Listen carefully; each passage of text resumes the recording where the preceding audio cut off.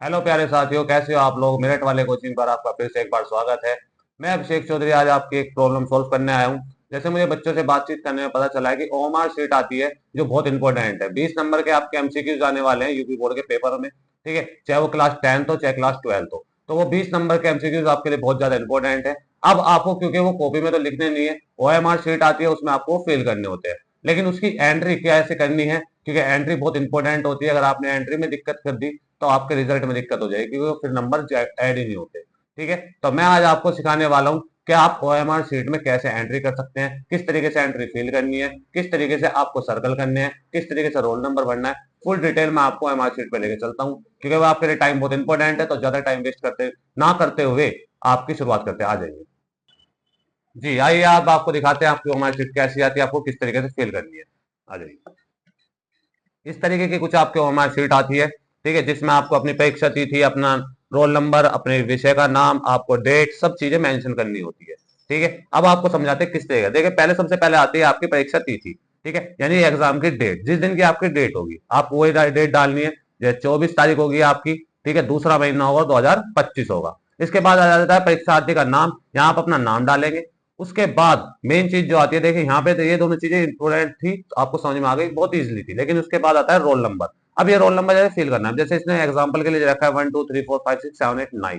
अब देखिए, जब आप यहाँ पे 1 लिखेंगे तो आपके नीचे सर्कल होगा, थोड़ा सा जूम कर लीजिए आप इसमें। ठीक है, जब आप देखिए इस पे देखेंगे 1, तो आपको यहाँ पे 1 2 3 4 सारी लाइन तक देखेंगे 9 नंबर तक। तो यहाँ पे आपने अगर 1 लिखा है तो आपको 1 वाले पे सर्कल करना है। फिर आपने 2 लिखा हुआ था, फिर आपको अगली लाइन में, नेक्स्ट लाइन में 2 है। आपको ऐसे नहीं करना कि यहाँ पे 1 पे कर दिया, इसी लाइन में 2 पे कर दिया, नहीं। आपको अगले लाइन में उसी के नीचे बिल्कुल आना चाहिए आपका 2। फिर 3 के नीचे 3, 4 के नीचे 4, 5 के नीचे 5, 6 के नीचे 6। ये इस तरीके से आपको अपना फिल करना है। फिर आता है आपका विषय कोड। ये विषय कोड लिखा होगा आपके पेपर पे। ठीक है, जैसे मान लो आपका पहला पेपर हिंदी का पेपर आता है, तो पेपर के ऊपर ही साइड पे लिखा था, एग्जामिनर बता देते हैं। ठीक है, जो भी आपके अध्यापक होंगे उस समय ड्यूटी पे, वो आपको बताते हैं विषय कोड कहाँ पे लिखे। उस विषय कोड को आपको यहाँ पे मेंशन करना है, और सेम उसी तरीके जैसे आपने 1 to 1 लिखा है यहाँ पे, तो 1 के नीचे 1, 2 के नीचे 2 और 1 के नीचे 1। ठीक है, फिर आपका जो परीक्षा है वो किस तरीके की होगी, प्री बोर्ड है, वार्षिक है, अर्धवार्षिक है या बोर्ड है। तो जैसे आपका ऑप्शन आएगा बोर्ड वाला, आपको बोर्ड वाले पे टिक करना है, और टिक करने के बाद उसे इस तरीके से सर्कल में भर देना है। ठीक है, समझ में आया। इसके बाद पंजीकरण संख्या, ये देखिए अब आती नहीं है, बहुत सी बार आ जाती है। अगर नहीं आती तो ऐसा आपको नहीं देखना, और इस आ भी जाती है तो पेपर पे लिखी होगी, आपको बता देंगे। ठीक है, वो भी इसी तरीके से लिखनी है, और वो भी इसी तरीके से नीचे मेंशन करते चले जानी है। इन सर्कल्स को बहुत अच्छी तरीके से फिल करना है। बॉल पेन का यूज करना है, बिल्कुल भी जेल पेन का यूज नहीं करना। अब आ जाते हैं इस तरफ, परीक्षा तिथि अब आपको एक बार दोबारा मेंशन करनी पड़ेगी। तो वही, जैसे आपको मान लिया 24 तारीख का पेपर है। ठीक है, यहाँ पे 02 और यहाँ पे 2025, इस तरीके से आपको लिखना है और मेंशन कर देना है। ठीक है, विषय का नाम, जैसे रेट ऑफ सब्जेक्ट, एक बार हिंदी में एक बार इंग्लिश में, तो एक बार आप हिंदी में लिखेंगे और एक बार आप इंग्लिश में लिख देंगे। ठीक है, अब परीक्षार्थी का नाम एक बार आप हिंदी में लिख देंगे और एक बार आप इंग्लिश में लिख देंगे। दोनों चीज समझे, एक बार हिंदी में एक बार इंग्लिश में। और दूसरी बात, एक चीज और देखिए, आप यहाँ पे जाइए, एक बार मैंने आपको नाम दिखाया था, इसने सभी कैपिटल लेटर में लिखे हुए हैं, तो आप भी अपना नाम कैपिटल लेटर में ही लिखेंगे इंग्लिश में। ठीक है, यहाँ जो आप नाम लिखेंगे कैपिटल लेटर में आना चाहिए इंग्लिश में। इसके बाद अनुक्रमांक, ये देखिए उदाहरण के लिए ऊपर इसने फिल करके दिखा रखा था आपको सब कुछ। ये देखिए ऊपर की सेट अगर मैं आपको दिखाऊं, ये एग्जाम्पल के तौर पे था जो सेट है, अभी खाली आ गया। अब यहाँ पे मैंने वही मान लो 1 2 3 4 5 6 7 8 और 9।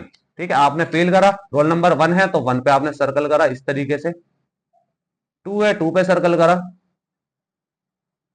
3 है 3 पे, इस तरीके से आपको सर्कल करे जाए। विषय कोड वही आपका जो भी कोड होगा वहां पे लिखा होगा। फिर आपको वही परीक्षा, आपकी क्लास, क्लास कौन सी, जैसे आपकी 10वीं क्लास हो, 10वीं क्लास के सामने आप अपना ऐसे सर्कल कर देंगे। ठीक है, 12वीं क्लास हो तो आप 12वीं क्लास के सामने सर्कल कर देंगे। ठीक है, रजिस्ट्रेशन नंबर अगर एग्जाम में है तो उस पर भी आप ऐसे लिख देंगे, और उसके बाद उसके साथ। बट दिक्कत ये नहीं है कि आप ये कर दो, जैसे यहाँ पे मैंने बताया था पहले भी, कि आप 1 के नीचे 1, फिर 2 के नीचे 2, इसके इसी के नीचे नहीं करना। जो नंबर जहां लिख रहा हुआ है, जैसे यहाँ 1 लिखा है, यहाँ 2 लिखा था, यहाँ पे 1 पे सर्कल होगा और अगले लाइन में 2 पे सर्कल होगा। सर्कल वही करना है। इसके बाद इतना काम जब आपका खत्म हो जाता है, उसके बाद आपका जो शुरू होता है, मेन काम होता है आपके 20 नंबर के एमसीक्यूज का। आ जाइए नीचे, इस तरीके के आपके एमसीक्यूज दे रखे होंगे जो आपको अच्छी तरीके से देखने हैं। अब आपको मान लो एक पार्ट, एक क्वेश्चन है, आपने पढ़ा क्वेश्चन पेपर में, आपको लग रहा है कि उसका जो आंसर है वो सी है, तो आप सी पे जाकर सर्कल करते हैं कुछ इस तरीके से। जब आप सी पे सर्कल कर देंगे, आपका यहाँ पे काम खत्म हो गया, यानी आपका आंसर सही हो गया। अब बहुत सारे बच्चों का डाउट आ जाता है क्या, कि मान लो मैंने दूसरे पार्ट का ये ऑप्शन लगा दिया जल्दीबाजी में या किसी भी तरीके से, आपने आपको लग रहा था कि वो ए ऑप्शन है, आपने लगा दिया, ठीक है, लेकिन आपको बाद में आपने जब चेक करा, आपको दिक्कत लगे कि भाई ये ए ऑप्शन नहीं है, इसका ऑप्शन सी है, आपने सी पे भी फेल कर दिया।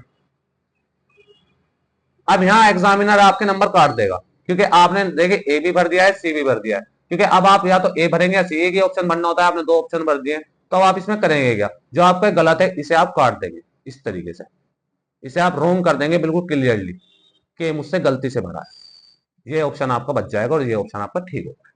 ठीक है, कुछ इसके अलावा नहीं करना है। लास्ट में परीक्षार्थी के हस्ताक्षर कर देने, जो भी आपने साइन है आप हिंदी इंग्लिश में करेंगे, इसके अलावा आपको इस ऑर्गेनाइज शीट पे कुछ नहीं करना।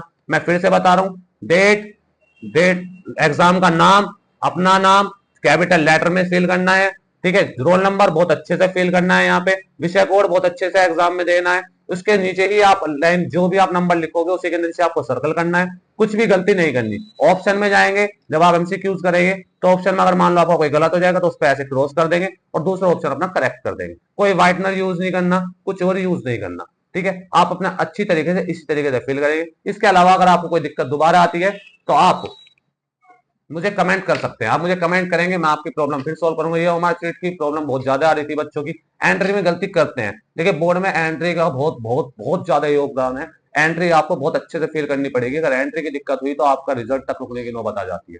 तो अपने रोल नंबर को बहुत अच्छे से अंकों में और शब्दों में दोनों में बहुत अच्छी तरीके से लिखें, ओएमआर शीट को बहुत अच्छे से फिल करें, ठीक है। बाकी मैं आपके वीडियोस बनाता रहूंगा, आपके हिंदी का एग्जाम है तो मैं उसके ऊपर भी वीडियो बनाऊंगा, बहुत अच्छी चीजें आपको बताऊंगा जो आपको याद करने में और आपको हेल्प करेंगे। आज के लिए इतना ही, चैनल को सब्सक्राइब कीजिए, कमेंट कीजिए और लाइक कीजिए। धन्यवाद।